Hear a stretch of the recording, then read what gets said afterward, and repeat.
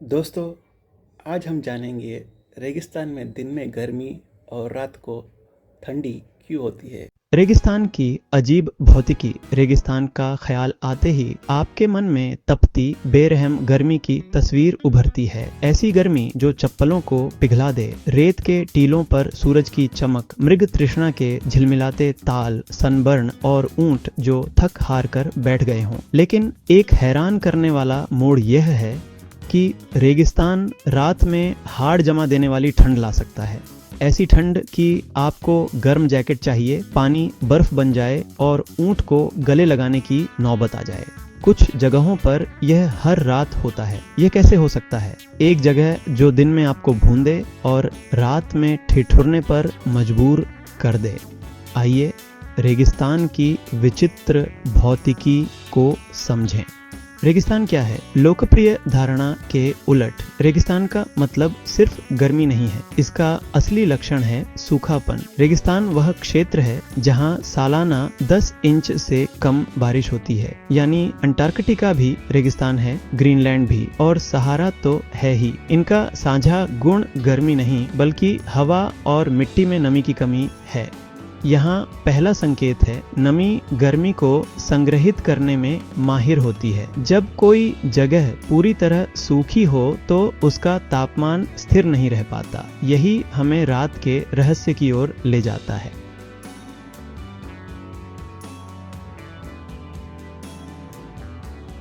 दिन में तपन क्यों? दिन के समय रेगिस्तान में भीषण गर्मी पड़ती है।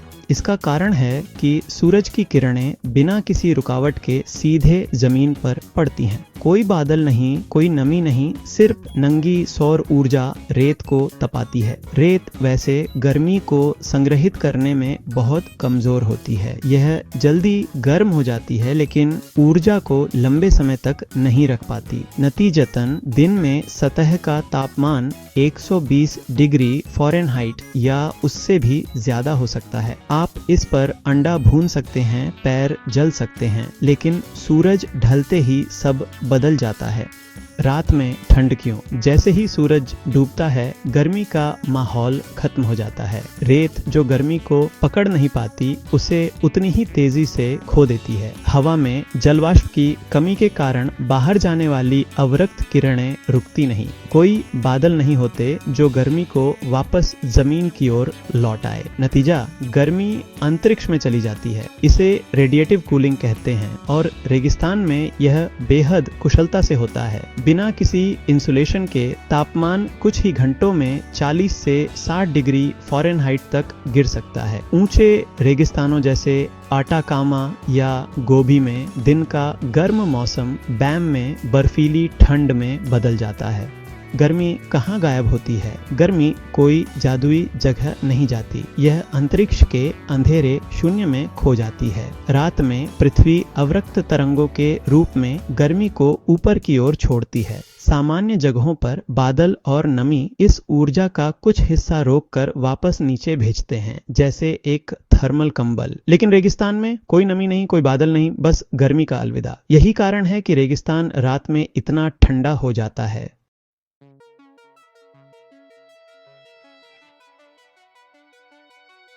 अलग अलग रेगिस्तान, एक जैसी कहानी। सहारा रेगिस्तान दिन में तापमान 120 डिग्री फ़ारेनहाइट तक जाता है लेकिन रात में 50 डिग्री या सर्दियों में जमने के करीब पहुंच सकता है। अटाकामा रेगिस्तान चिल्ली, ऊंचाई और अत्यधिक सूखेपन के कारण दिन में सुखद धूप के बावजूद रात में तापमान जमने से नीचे चला जाता है। मोजावे रेगिस्तान यूएसए मौसम के उतार चढ़ाव का शानदार उदाहरण। एक पल में पसीना, अगले पल में हुडी में कांपना। जितना सूखा और खुला इलाका उतना बड़ा दिन रात का तापमान अंतर।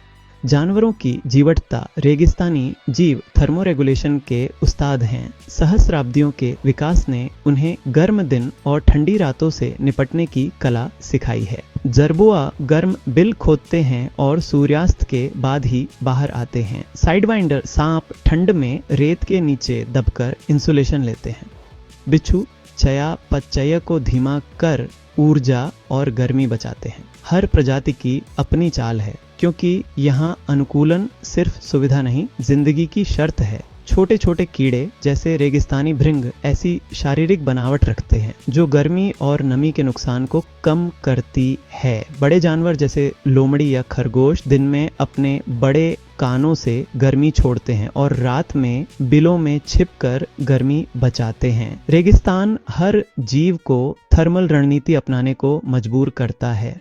पौधों की जीवनी शक्ति कल्पना करें कि आप एक पौधा हैं, जमीन में जड़े हुए। आप भाग नहीं सकते, न ही गर्म कपड़े ले सकते हैं। आपके पास सिर्फ जीव विज्ञान है। रेगिस्तानी पौधे जैसे कैक्टस और सक्सुलेंट्स पानी के भंडार की तरह होते हैं। वे मोटे ऊतकों में नमी जमा करते हैं जो सूखे और ठंड दोनों से बचाता है। यह पानी दिन में गर्मी सोखता है और रात में धीरे धीरे छोड़ता है, जैसे एक प्राकृतिक गर्म पानी की बोतल। कुछ पौधों पर मोमी परत होती है जो पानी और गर्मी के नुकसान को रोकती है। कुछ पर छोटे छोटे बाल होते हैं जो हवा की एक पतली परत बनाकर प्राकृतिक जैकेट का काम करते हैं। जब रात का तापमान जमने के करीब आता है तो हर छोटा रेशा मायने रखता है।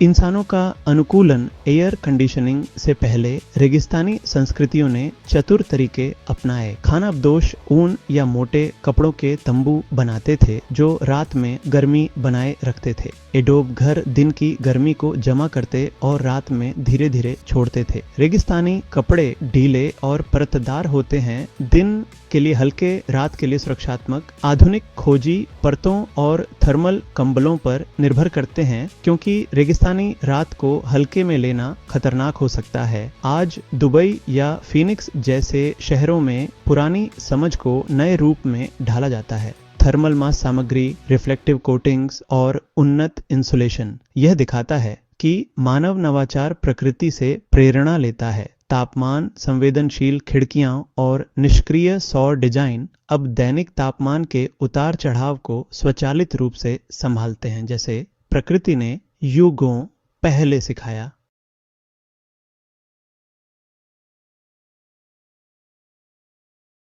मंगल और रेगिस्तान। मंगल ग्रह एक विशाल रेगिस्तान है जहां दिन में 70 डिग्री फ़ारेनहाइट और रात में 100 डिग्री फ़ारेनहाइट तक तापमान होता है। कोई वायुमंडल नहीं, कोई नमी नहीं, कोई थर्मल कंबल नहीं। परिचित लगता है? वैज्ञानिक अटाकामा जैसे पृथ्वी के रेगिस्तानों को मंगल की परिस्थितियों के लिए मॉडल मानते हैं। भविष्य के मंगल खोजी इससे भी कठिन माहौल में रहेंगे। सहारा की ठंडी रातें अंतरिक्ष के लिए एक प्रशिक्षण मैदान है। नासा भी रेगिस्तानी इलाकों में रोवर्स का परीक्षण करता है ताकि मंगल की रातों का अनुकरण हो सके। ये पारिस्थितिकी तंत्र विज्ञान के लिए कितने मूल्यवान हैं? जलवायु परिवर्तन का प्रभाव। जलवायु परिवर्तन रेगिस्तान की ठंडी रातों को बदल रहा है। ग्रीन हाउस गैसें वायुमंडल में गर्मी को रोकती हैं, जिससे रातें पहले जितनी ठंडी नहीं रहती। यह अच्छा लग सकता है, लेकिन उन पारिस्थितिक तंत्रों के लिए हानिकारक है जो रात की ठंडक पर निर्भर हैं। कुछ पौधों को फूलने के लिए ठंडी रातें चाहिए, कुछ जानवरों को प्रजनन के लिए। रेगिस्तान सिर्फ गर्म और सूखा नहीं है, यह एक नाजुक संतुलन है जिसे हम बदल रहे हैं। शहरी फैलाव और कृत्रिम प्रकाश से शहरी गर्मी द्वीप प्रभाव बढ़ता है, जिससे ठंडी रातें गर्म रहने लगती हैं। यह जीवन को सूक्ष्म लेकिन गहरे तरीकों से प्रभावित करता है। रेगिस्तान दिन रात गर्म हो रहे हैं और ठंड का नुकसान अपेक्षा से अधिक विघटनकारी हो सकता है। रेगिस्तान की रात का जादू। रेगिस्तान में कैंप करने का अनुभव एक गहरी खामोशी लाता है जो लगभग तेज लगती है, लेकिन गौर से सुने। रात में बिलों से निकलने वाले जीवों की सरसराहट, दूर से कोयोट की आवाज, टीलों पर हवा का झोंका। तापमान की गिरावट सिर्फ हवा नहीं, पूरे माहौल को बदल देती है।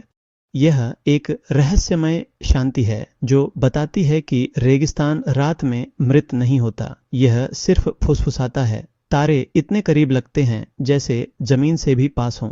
प्रकाश प्रदूषण से मुक्त रेगिस्तानी आकाश आकाश गंगाओं का मंच बन जाता है। ठंडी रात, चमकते तारे।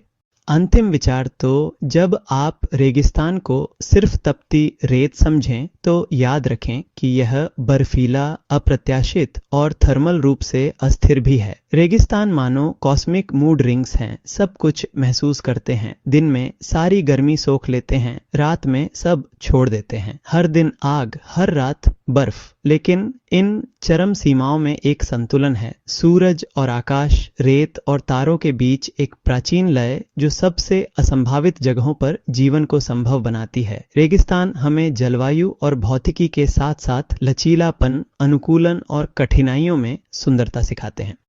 अगर आप रेगिस्तान जाएं तो सनस्क्रीन, कंबल और इस असाधारण जगह के लिए थोड़ा आश्चर्य साथ लाएं, क्योंकि सूरज ढलने पर रेगिस्तान खाली नहीं होता। यह शांत, ठंडा लेकिन उतना ही जीवंत रहता है।